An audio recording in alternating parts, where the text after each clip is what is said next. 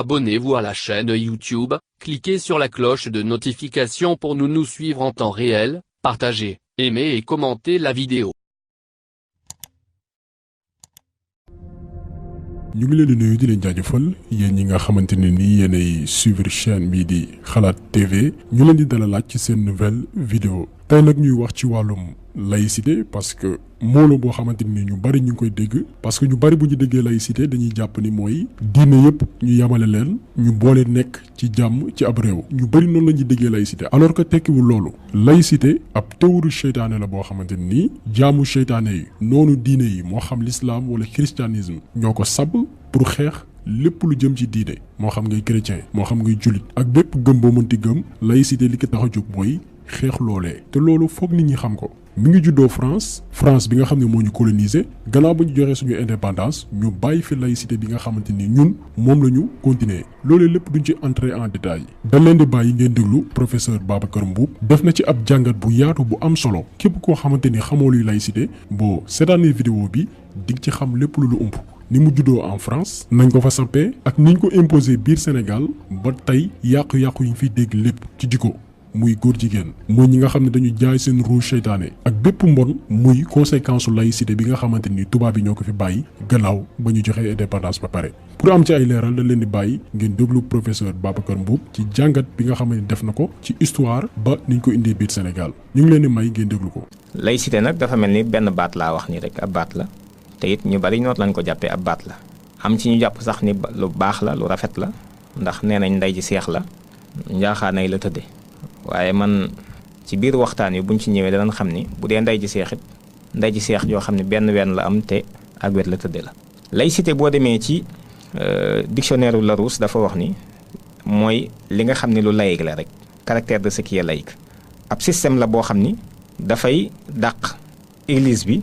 génne église bi wala génne église yi ci doxal gi ni doxal nguurug politique ak administratif rawatina nag nos gi ni nos am njàngale ak yar bi ak njàngale mi loolu dañ ciy génne loxoy église yi ak ñi nga xam ne dañuy wax ci turu yàlla moo tax mu ni c'est le caractère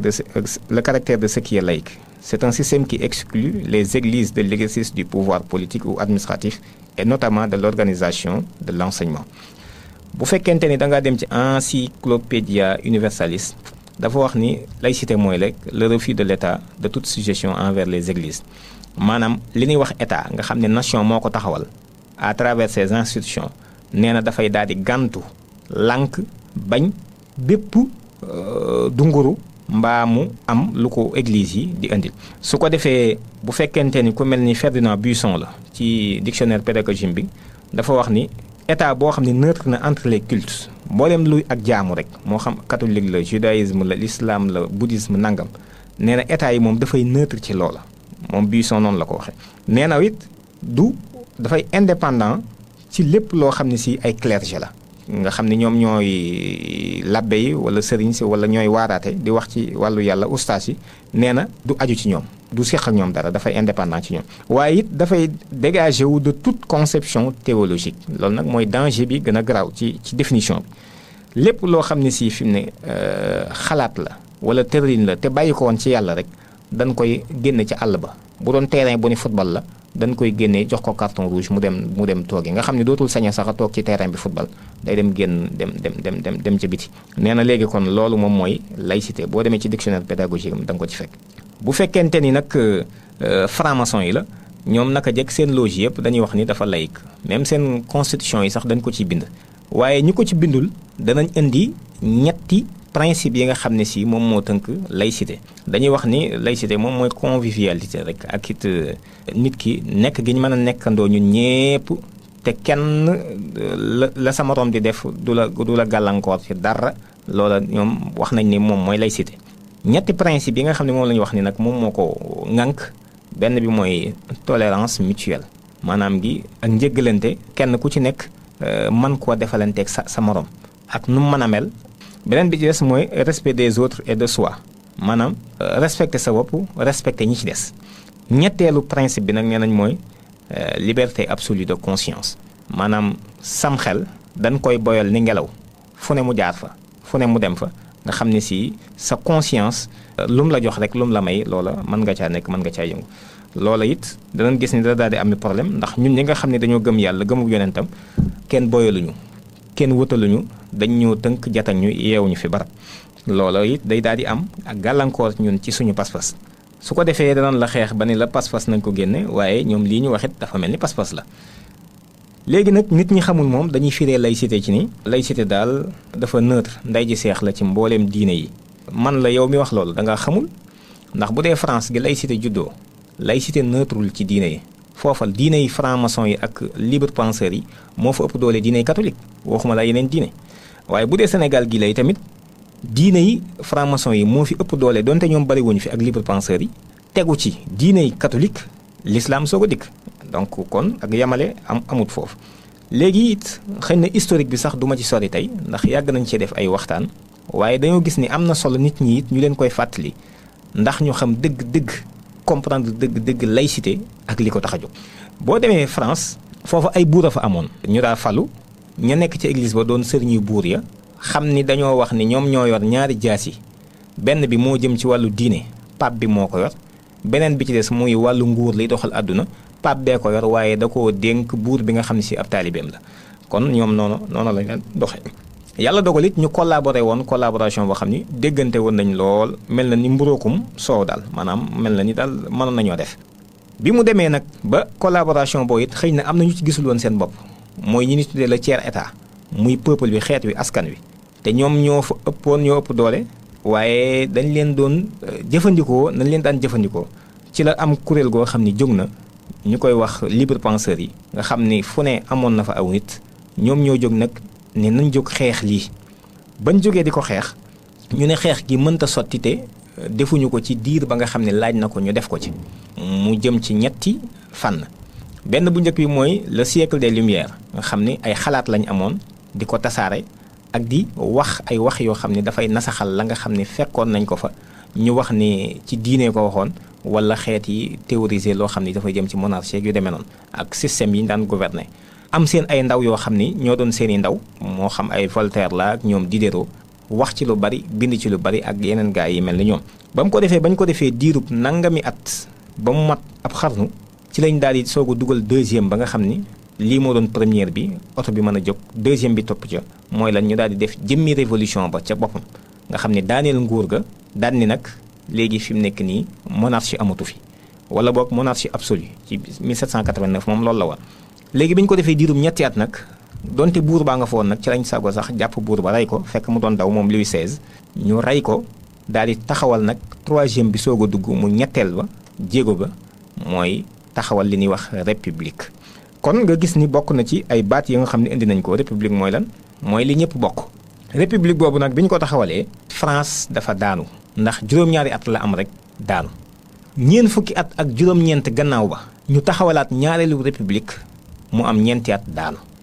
bi nga xamante ni daanoon nag contre révolution bi dikkaat Napoléon dikk collaboré ak église bi ñu faagaagal maçon yi ñu bari libre penseurs yi ñu rey si ñu bari ba ñu dawee ci lañ def am ndaje daan ni lan moo tax boobu ba léegi moom mënagul a samp maanaam def nañ fondation yëkkati nañu waaye mën ñoo fexe ba xadd li ñuy xadd lan moo ko waral ci lañ gis ni république mënta taxaw France ndax église bi yàggagum fa yàgg am na fa junniy at ak nangam église bi mooy jàngal nit ñi église bi mooy yar nit ñi église bi mooy tudd doom yi église bi mooy waar nit ñi église bi moo leen di toqi église mooy takk sëy nit bu juddoo ba muy faatu église bay njëkk ci moom mooy mujj ci moom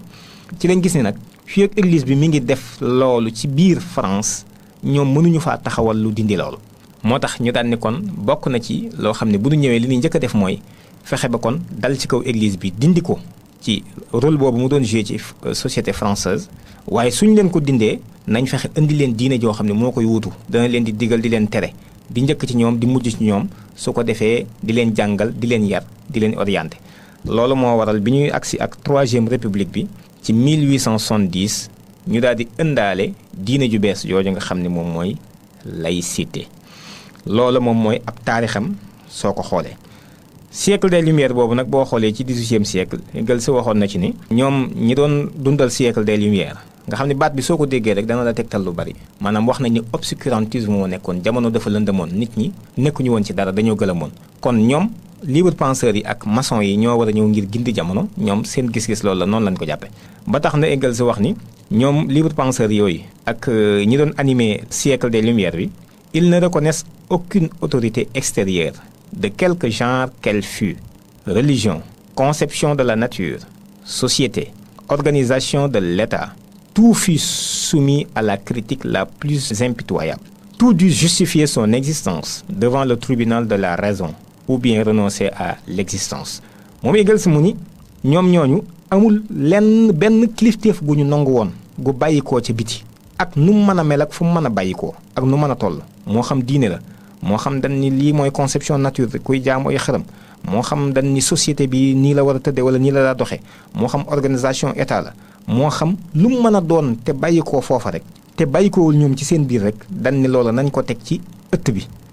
jël ak leerukaay ñiit ko su ko defee ñu saytu ko te ka koy saytu mooy ay am xel bu fekkente ni xel man atte na ko ci tribunalam te daju ko gisul ni mën naa yanu maanaa rek mu daal di kooko nañ ko sànni ci àll ba noonu lañ doxee ba ni ñu indee fi mu nekk nii révolution bi ginnaaw bi nag soog cee teg république bi noonu ma ko waxee léegi nii. léegi ñuy dox par exemple ba ci bi ñu sampee troisième république am loi yoo xam ne si ku ñuy wax Jules Ferry moom moo ko jëloon ci 1881 ak 1882 mu jëm ci léegi képp kuy jàngati njàng mi léegi amatul fay dafay liberté gratuite ñaareel bi it képp koo xam ne am nga juróom-ñaari at diggante juróom-ñaari at ba fukki at ak ñett obligatoirement faw nga ñëw ñu jàngal la nga xam ni la war a nekk ca yow jiitu ci yow léegi ñoom libre penseurs yi ñoo koy def ci yow république bi moo koy def ci yow. jël loolu def ko ay loi ñu tàmbali nag xeex boobu ak bëri boobu ak église bi ba ci mbokkam ma René Goblet 1886 moom it am loi boo xam ne indi na ko muy loi bu am solo mooy laïciser personnel bi nga xam ni léegi jëmmi ñi daan jàngale léegi dootul doon ay labbe dong léegi dañ ciy dugal ñeneen ñoo xam ne si dootul pas-pas moo tax ñu leen ciy dugal waaye dañuy doon ay laïc loola xeex nañ ko diirub fukki at ak ñett yoo xam ni mujj na 7000 religieux ay labbe 7000 dong ñoo fa desoon ci biir système éducatif bu France bi yëpp te ay nangami junni la ñu woon mujj na la ci ëpp lépp doon ay laïc ci fukki at ak ñett dong bi mu ko defee boo xoolee it ci 1905 ci lañ def la loi de séparation bi nga xam ne Aristide Briand moom moo ko porté woon socialiste boobu di mbokkum ñoom ñëpp doonoon franc-maçon bu ñëpp xam ba ci 1912 arrêt Bouteille nga xam ne ci lañ dàqee mbooleem ku amoon pas-pas ñu dàq la ci njàngale mi dootoo kii waaye loolu lépp ci boromam xel da nga gis ni kon ñoo ngi xeex ndànk fi mu ne ba dindi nañu njàng mi ak njàngale mi ci loxoy diine ba looloo waral France gënu yilifoon tey bi mu dikkee Sénégal fi mu ne njàngale mi ak système éducatif bu Sénégal yaakaar na ni jàng làkku jaamur la jàng xalaati jaamur la jàng xam-xamu jaamur la waaye wërta tegu ci diine wërta tegu ci pas-pas wërta tegu ci l'islam ak lu yonente bi andi woon alayhi salaatu wasalaam su ko defee nag ñu ñëw ci ana laïcité lan la jublu laïcité lim jublu lu yomb la mën nañ cee lim yu baree bari waaye mën nañ cee lim rek ñett mbaa ñeent yoo xam ni dañoo bëgg nit ñi gën koo bàyyi xel te xam ni war nañ cee am ay taxawaay benn bu njëkk bi mooy suñu borom mi nga xam ne mooy rabbu samawaati wal ard nga xam ne yàlla mooy buurub kaw mooy buurub suuf li ci diggante bi it moo ko moom lépp moom fépp moom ñëpp lan ni léegi laïcité dafay dindi loolu bu dee ci sur le plan francophonie France ak ñamu yilif waaye bu fekkee sur le plan international la it mooy sécularisme bi ma doon wax sànq noonu it dañ koy projet la boo xam ne si sorewul ak laïcité daanaka ñoom ñaar ñoo bokk ndey ak baay su ko defee rabbu samawaati wal ard jooju dañ naan yàlla mën naa moom kaw de waaye nag suuf moom yàlla dootu ko moom laïcité bokk na ci kon li mu gën a jublu bu suuf moom bu ko yàlla moom ba tax na danañ wutal suuf si beneen yàlla boo xam ne li waral yenn kuréel yu bari juddu fi mu nekk nii looloo ko waral muy Illuminati yi muy yeneen yi ci des ay groupe Bilderberg ak ay Bohemians Club ak xeeti franc-maçonnerie internationale ak yeneen yu bari yooyu ñoo tax fi mu nekk nii ñu juddu leen pour ñu fexe ba yàlla dootul moom suuf si loolu nag dana am solo lool ñi nga xam ne ñooy njabootu yàlla ñu xam ko ba mën koo bàyyi xel ba taxaw ci xam ni du teggee ni yàlla mooy wàcc di lijjanti loolu waaye doomu aadama mi mu délégué ci kaw suuf moo war a lijjanti loolu ñaareelu jublu gi laïcité jublu mooy yàlla mi doon al wakiil nga xam ni lu ne yàllaa ko bind te moo koy saytu loolu it ñu ni nañ ci génne loxob yàlla su ko defee yàlla dootul doon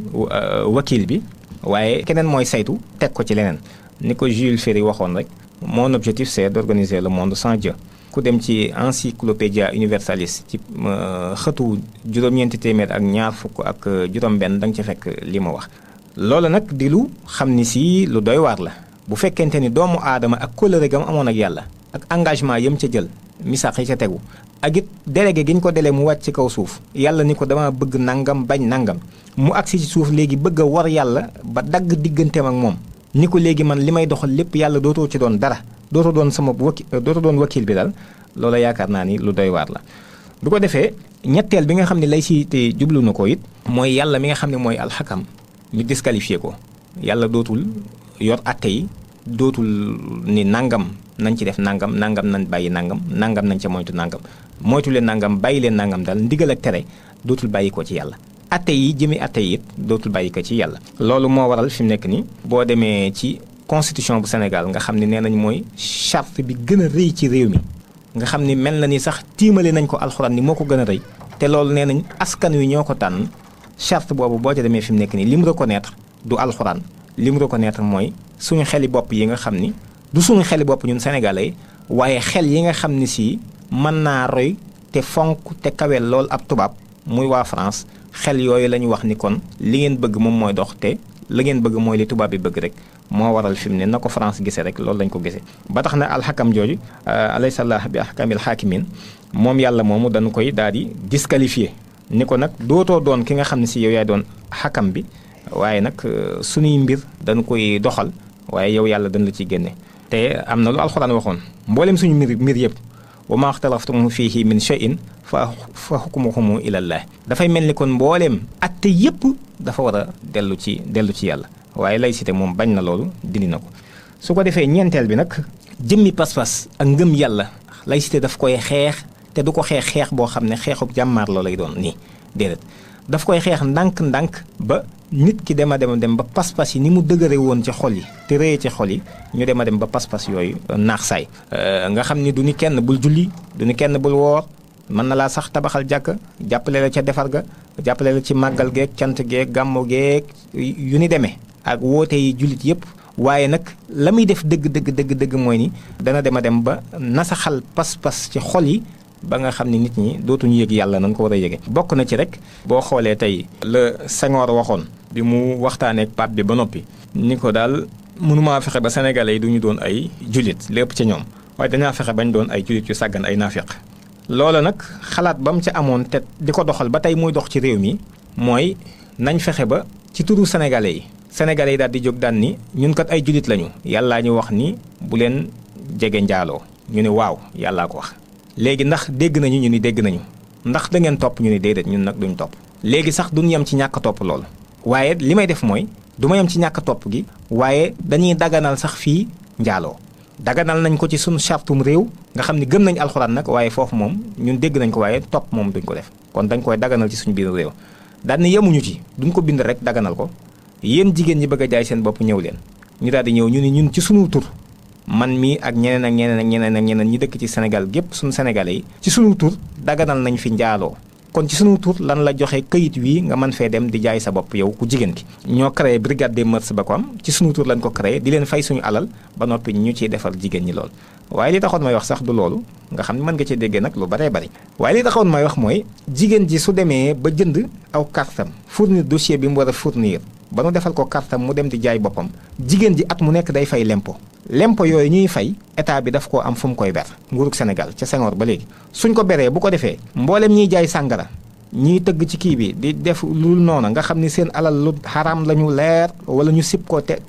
xamees na ko ñooñu ñëpp dañ koy ber fi barab màggal gu am ñu yëkkati ci xaalis boobu joxe gàmma gu am ñu yëkkati ci xaalis boobee jox leen cant gu am ñu yëkkati ci xaalis boobee jox leen nga xam ni mboolee seen kiy liggéeyal l'islam alali ki jaay boppam ba noppi lan lay joxaat fi mu nekk nii nga lekk ko mbaa nga lekk loo ko jullit ci mbaa taalibe yi loola bokk na ci li Senghor doon xeex ba tey mooy dox Sénégal nag te loolu yëpp it mel na ni mat naa bàyyi xel bu baax ndax loolee sëriñ bi waxoon rek ku lekk lu xaraam def lu xaraam ku lekk lu nu sibit da nga def lu nu sib ku lekk lu dagan def lu dagan loola kon bokk na ci xeex gi ñuy xeex ngir génne pas-pas ci xol yi te boo nattee ni pas-pas yi mi ngi wàññiku ci xol yi rek da nga koy xam bu njëkk bu nit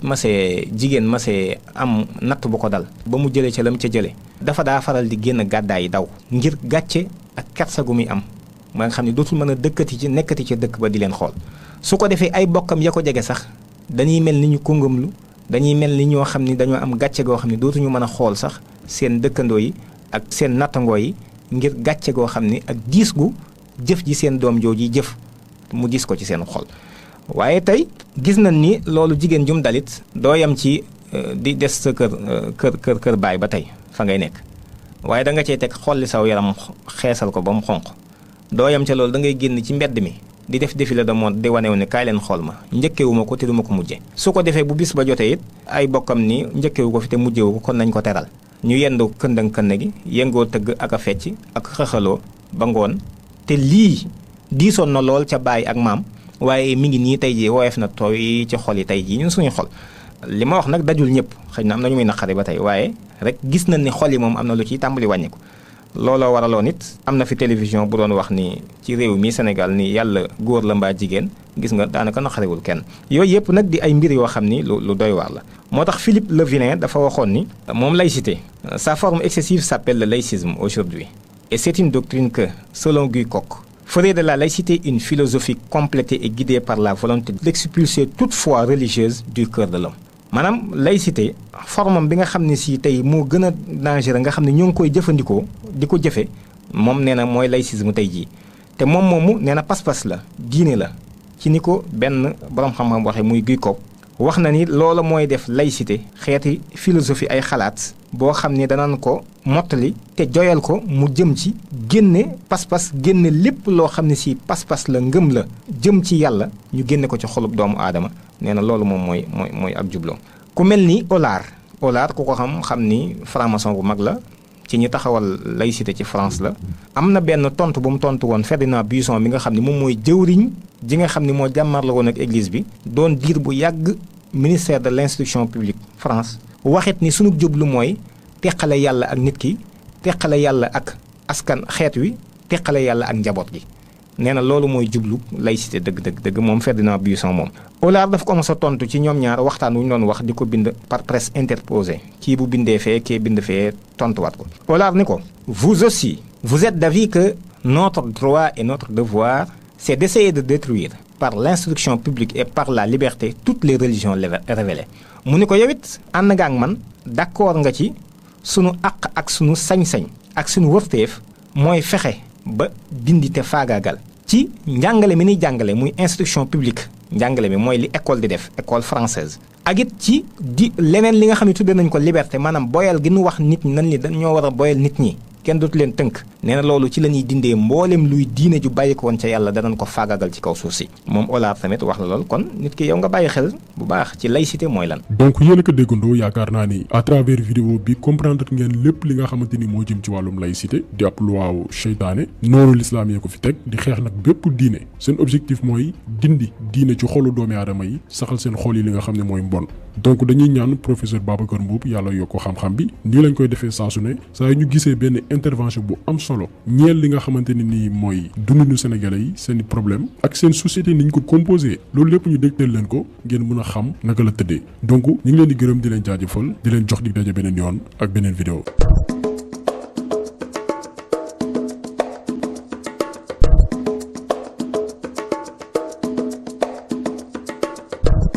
Abonnez-vous à la chaîne YouTube, cliquez sur la cloche de notification pour nous suivre en temps réel, partagez, aimez et commentez la vidéo.